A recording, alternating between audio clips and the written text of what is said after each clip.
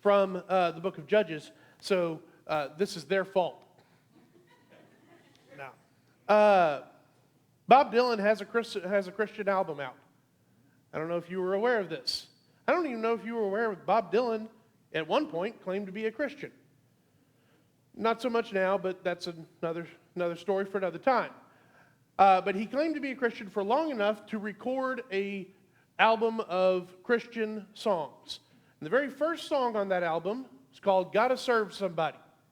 You may be a doctor, you may be, maybe this, maybe that, but you're gonna have to serve somebody. And then you get to the chorus, and it says, "It may be the devil or it may be the Lord, but you're gonna have to serve somebody." Makes sense to us, right? Got to serve someone. Well, that didn't sit too well with a gentleman by the name of John Lennon. John Lennon turned around, and now this is before rap, before, what's the term? Beef was a thing. Forgive me, I teach sixth graders. Their lingo, is lingo even a word anymore? Their language slips in every now and then. John Lennon and Bob Dylan got into a bit of an argument, of a disagreement, and John Lennon wrote a rebuttal called "Serve Yourself." I won't go into it, but the basic idea is that you are your own God. You are your own captain. I am the captain of my fate, I think is a saying from something. But that's the dichotomy here. Bob Dylan, you've got to serve someone. John Lennon, no, you don't. You serve yourself. I don't even think they realized it, but they just encapsulated the book of Judges in those two ideas.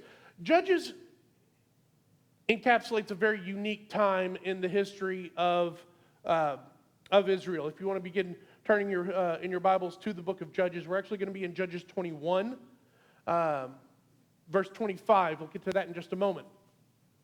But Judges is this really unique time. The nation of Israel has been freed from captivity in Egypt. They travel through the desert, through the wilderness. They reach the promised land. They see the promised land. They send spies into the promised land. The spies come back and they say, "Nope, we can't do this." Except for two of them, Joshua and Caleb. And they say, "Yes, we can." They're outvoted because democracy, yay. Sorry, no, that was rude. My fault. Mob rule. There we go. And so an entire generation has to spend their lives outside of the promised land, never allowed to enter in. But that generation eventually dies. And so the people of God enter the promised land. The book of Joshua describes their conquest of the land of Canaan. It's all wonderful because they have a leader in Joshua that makes the right decisions, that knows what to do, and everything throughout the book of Joshua works out pretty well for the Israelites. And then you reach the book of Judges. Judges begins with the generation that Joshua led into back that up. Judges begins with the death of Joshua. Or more accurately, Joshua ends with the death of Joshua. Judges picks up with Caleb, the very last person to have experienced all these miracles of God in Egypt. He dies. Now there's an entirely new generation of Israelites that has not experienced the miracles of God, the providence of God, the providing of God in the wilderness or in Egypt. They know nothing of this, and so they come at everything with very fresh eyes. They also use a very unique, I would say, method of governance. They're led not by a king or a queen or an emperor or a pharaoh. They're led by judges, men and women raised up by God to lead for a time, usually in times of great peril. There is no king Judges makes that very clear. Judges 21:25. There is no king in Israel. No king. Okay? So what is the result of this unique sort of way of leading the people? Well, I'm happy to say they all lived happily ever after. No, they didn't. No, instead, what we see has been described by some as a slow spiral into chaos and madness. Start with Deborah. We're just going to, real quickly, we're just going to hit the main judges. Deborah did a very good job herself. Her subordinate Barak was pretty stubborn, and so you start to see this little rebellious streak raise its head. The next major judge was Gideon. We all love the story of Gideon, where he makes the Midianites run away scared by yelling at them. We forget that he was extremely slow to obey God. Oh, and after he defeats the Midianites, he creates an idol for the Israelites to worship that it becomes a snare to him and his family. Abimelech, his son, we're not going there. Doesn't count. If you ever want to read that story, I can't say don't, because it's the Bible. Just, not before you go to bed. Jephthah. Jephthah was a moron who made a vow and ended up sacrificing his daughter. Think about that for just a second. By this point, they had so completely forgotten who God is that they thought that God would be okay with child sacrifice. And then we get to Samson, the last of the judges profiled in the book. And if it could be done wrong, Samson did it wrong, or wronger. He betrayed his vows to the Lord. He married a Philistine woman. He was obsessed with revenge. We're not getting the best leaders out of these people. And then you get to the ending. Judges 17, starting in Judges 17. The ending of Judges is a trip and a half. That's the technical term for it. It's this very strange story. It starts with a man named Micah creating some idols for his household, and somehow it ends in a Second World War and forced marriages. I'll let you read that on your own time. Just, again, you probably shouldn't read it before you go to bed. You'll have nightmares. But it ends with this. Judges 21:25. We've got it up on the screen from the Holman Christian. And I love the way it puts this in that first. I'm going to read it from the ESV. In those days there was no king in Israel. Everyone did what was right in his own eyes. This phrase is, if anything, the thesis statement of Judges. It's repeated several times from Judges 17 through 21. It's the very last phrase in the book. In those days, there was no king in Israel. Everyone did as what was right in his own eyes. Let's look at that a little bit closer. There was no king in Israel. In those days, there was no king in Israel. No leadership. See, the purpose of a king is to lead a kingdom. It's kind of how that works. You tend to not have a kingdom if you do not have a king. You tend to not be a king if you do not have a kingdom. They kind of go hand in hand. So the writer of Judges is essentially saying that there is no leadership in Israel at this time. Well, if there's no leadership, where are the people going? I'm reminded of the movie, Remember the Titans. There's a scene in the movie. If you haven't seen it, it's about how the power of racism was defeated by football. Wonderful story. But there's a scene in there where two of the players on the team confront each other. One is the captain of the football team, and he just lets the other kid have it. Your attitude is, and he finishes by, your attitude is terrible. And the other kid looks at him and says, well, attitude reflects leadership. Truer words may have never been spoken. Attitude reflects leadership. A good leader can pull people up to their level. By the same token, a bad leader drags people down. We see this in the book of Judges. Deborah is a good leader, and she pulls the people up to her level. Samson, on the other hand, is a terrible leader, and he drags the people down to his level. Without a solid leader, there is no direction. One of the jobs of a leader is to provide the vision by which whatever organization they are leading operates. They set the tone for everyone else to follow. According to the writer of the book of Judges, there's no leader in Israel. Well, yes and no. It's not exactly true.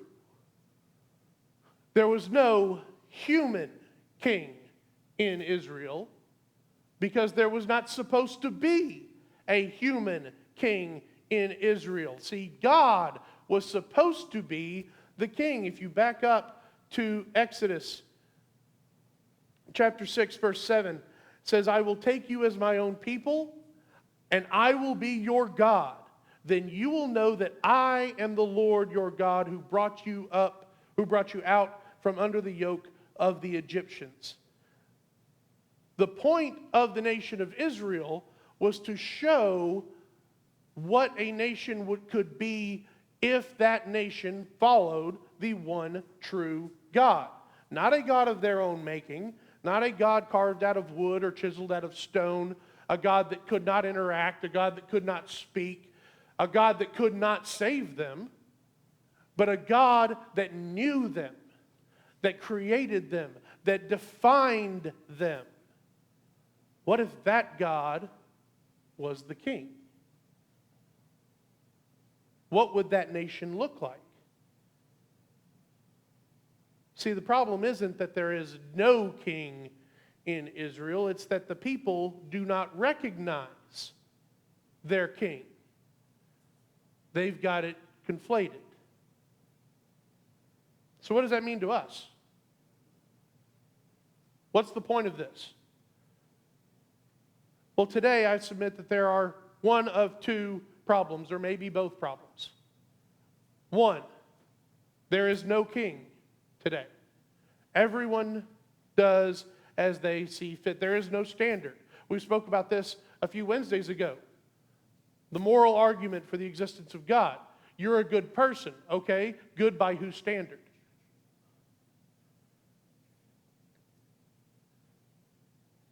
If there is no standard, then there is no direction, there is no objectivity. Everything is right.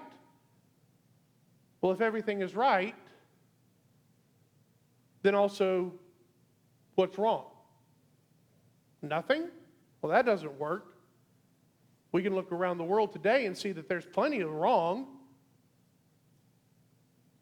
If you're up late enough at night, you see the infomercials, or if they play them anymore, starving children in Africa. You can't watch that and tell me, oh, no, that's right. That's how the world ought to be. No. Not a chance. So problem number one, there is no king. There is no direction. There is no leadership. We don't know where we're going, so we're just running around like chickens with our heads cut off. Problem number two, perhaps could be seen as the opposite. There are too many kings. We always want someone else to solve our problems. Everything will be better if this guy gets elected to that office. Problem with that is that the other side has their guy and they think the exact same thing about him.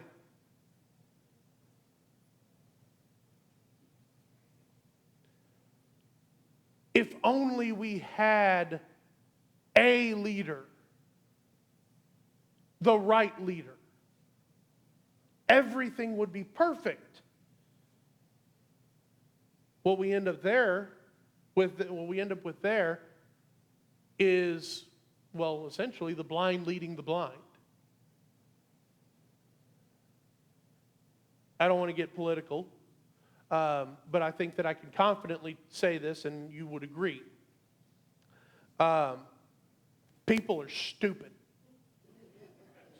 By and large, you all know some idiot, and you're like, how do you function? Those people go into politics. Not all the time. But if we look to people to guide us, if we look to humans for guidance, if we're looking for a human king, we're setting ourselves up for failure. It doesn't matter how good you are. Eventually you fall. Eventually you falter. Can I tell you a secret? Somewhere out there, somebody does not like you. Somebody thinks that you're a jerk.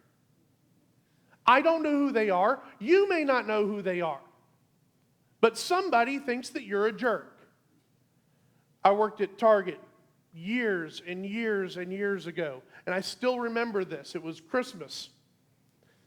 We were slammed. We were extremely busy. I was working in electronics. I had the keys to get the cameras out of the little electronics boat. I walk over. There's about 5 customers standing around. I have no idea who was there first. Excuse me. I simply start from my right and I go around. Okay? Seemed like a good idea at the time to me. What I did not know is that the guy on the end of that line was there before everybody else. And so he got really, really upset and ended up yelling quite a bit, calling me a racist, so on and so forth. I think that guy's a jerk. I don't even know his name. I don't know what he does outside of that. I have no idea. My point is this. If I can think that of a stranger, I know me. I know that I fail. Whose standard am I living up to? The second part of that verse, everyone did what was right in his own eyes. See, this is what happens when you don't have a leader, is that everybody becomes the leader. And if everybody becomes the leader, well then what is it? The Incredibles. The main tenet of the villain of the Incredibles is that if everyone is special, no one is special. If everyone has superpowers, if everyone is a superhero, no one is a superhero. If everyone did what was right in his own eyes, who do you follow when there's no leader? You follow yourself? Are you a good person? Again, good by whose standard?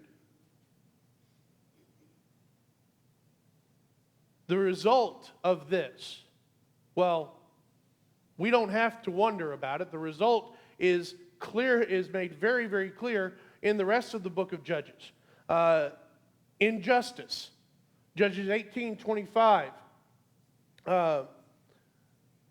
This man Micah has his household gods stolen, and he goes after them. And the Danites, the men of the tribe of Dan who stole these gods, which, by the way, they just walk into the dude's house and it's like, nope, we're taking the priest and we're taking your gods. Whatever. But they answered him with a very well-reasoned explanation of why they did this and why it was best for everybody to know.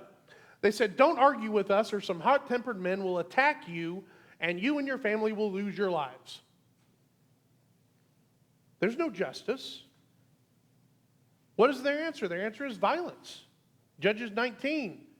I won't read the whole thing, but it ends in dismemberment. Excuse me.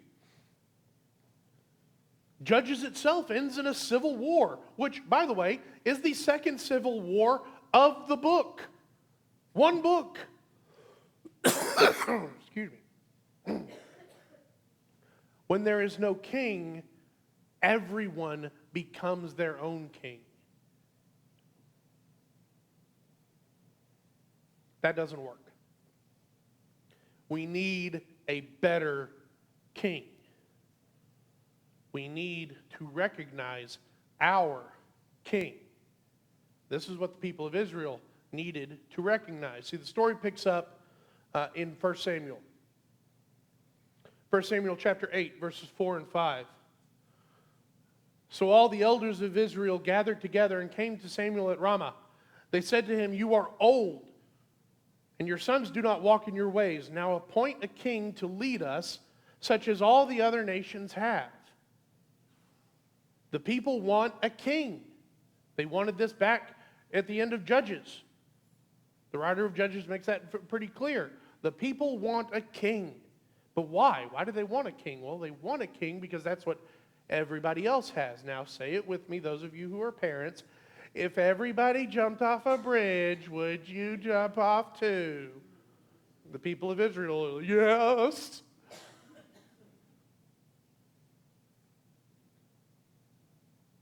Fortunately, their true king knew what he was doing. 2 Samuel chapter 7, verses 12 through 16, before I get there. They start off with a guy by the name of Saul, who was an unmitigated disaster. And he is very quickly removed from the throne. His successor is a young boy by the name of David. And David would go on to be this prototype king. Which brings us to 2 Samuel 7, 12 through 16. When your days are over and you rest with your fathers, I will raise up your offspring to succeed you, who will come from your own body, and I will establish his kingdom. He is the one who will build a house for my name, and I will establish the throne of his kingdom forever. I will be his father, and he will be my son. When he does wrong, I will punish him with the rod of men, with floggings inflicted by men, but my love will never be taken away from him, as I took it away from Saul, from whom I removed from before you. Your house and your kingdom will endure forever before me. Your throne will be established forever. Yes, he is talking about Solomon, but also, who else? He's talking about what is to come, a king, an actual king that the people need and deserve and require. One that's not bound by their failures. David, I said he was the archetype of the Israel's kings, and he was. Until he wasn't. Solomon, regarded as the wisest man in all of history. Until he wasn't. His son, nope. And a whole lot of nopes after that. What were they looking for? Isaiah chapter 9, verses 6 and 7. For to us a child is born, to us a son is given, and the government will be on his shoulders. He will be called Wonderful Counselor, Mighty God, Everlasting Father, Prince of Peace. Of the increase of his government and peace there will be no end. He will reign on David's throne and over his kingdom, establishing and upholding it with justice and righteousness from that time on and forever. The zeal of the Lord Almighty will accomplish this. Who are we looking for? What king should we be following? What king were the people waiting for? They were waiting for Jesus. They were waiting for the Word made flesh. for someone who would not fail, who would not screw up, because that's where we all falter. We're all failures in that. Jesus is the King that we need. John 18:36. Jesus said, "My kingdom is not of this world. If it were, my servants would fight to prevent my arrest by the Jews, but now my kingdom is from another place." "You are a king then," said Pilate. Jesus answered, "You are right in saying I am a king. In fact, for this reason I was born, and for this I came into the world, to testify to the truth. Everyone who is on the side of truth listens to me." What king do we need? We need a perfect king. We need Jesus. That's who we ought to be following. Excuse me. So as members of this kingdom then, what is our role? What are we supposed to be doing? How should we conduct ourselves as members of God's kingdom? Turn with me to Romans chapter 10, verses 14, 15, and 17. Paul tells us exactly what we ought to be doing.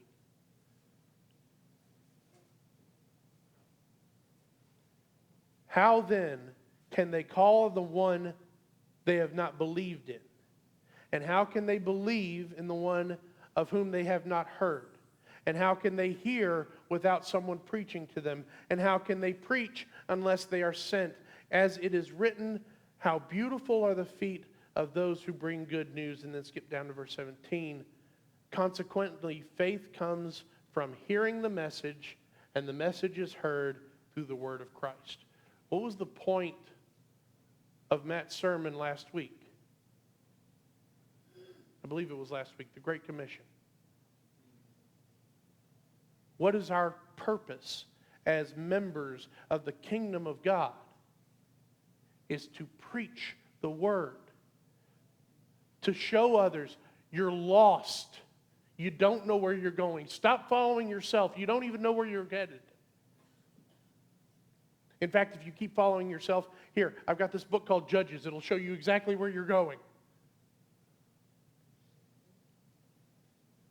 We hold the key to rescue them from that descent into chaos and madness. We hold the key to order. We hold the key to freedom. Freedom is not being able to do whatever it is you want to do. That is chaos. That is the book of Judges. God's kingdom is direction. It's purpose. What is our purpose? Our purpose is to tell everybody. And that is the purpose of each and every one of you. It's not the person that stands behind the pulpit. It's not whoever you eventually find to lead your children in youth ministry. It's not the Sunday school teachers. It's not the outreach committee.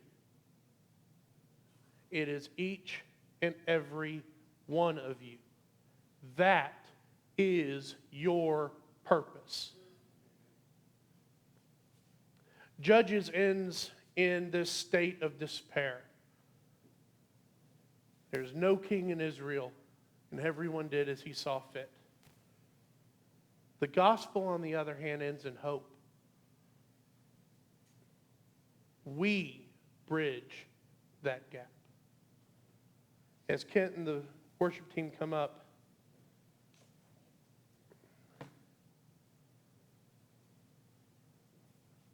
I urge you to look at how you live your life. Is there intentionality behind your actions?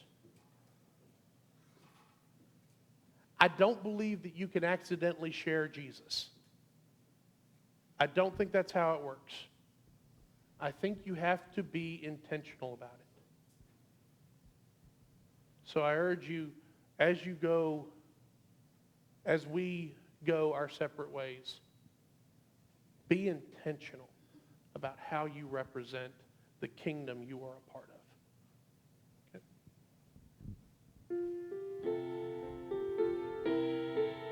You'd all stand.